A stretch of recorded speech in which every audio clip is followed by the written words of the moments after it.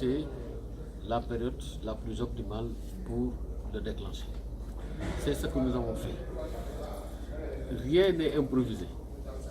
Tout est calculé lorsqu'on gère une campagne agricole. Cette année, après avoir observé le profil de l'hivernage et tenu compte des prévisions, nous avons décidé d'avoir un programme d'adaptation. Ce programme s'articule autour de 2 points. Le premier, c'est mettre l'accent sur des variétés à cycle court.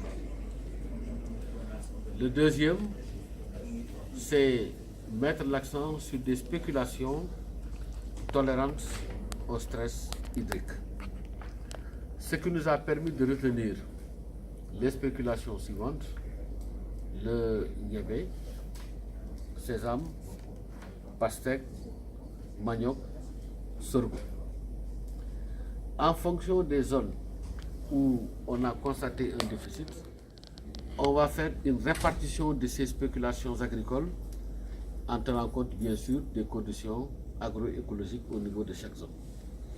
Ce qui veut dire qu'on ne va pas mettre toutes ces spéculations en même temps dans une zone déterminée. Non, on choisit dans chaque zone les spéculations à retenir pour être sûr que la probabilité de réussite va être élevée.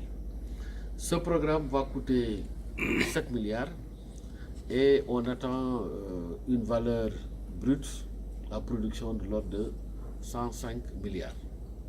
Nous pensons qu'avec ce programme d'adaptation et le bon comportement constaté dans la plupart des zones de production au Sénégal, nous pourrons, Inch'Allah, avoir une bonne campagne agricole.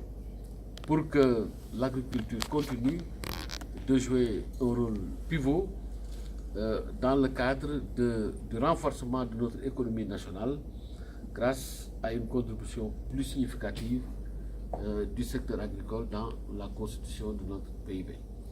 Donc, rien ne doit être considéré comme étant catastrophique, loin de là, mais nous devons faire preuve de vigilance et assurer un suivi de plus en plus rapproché en vue de réunir toutes les conditions pour une excellente campagne agricole sénégalaise. Je vous remercie.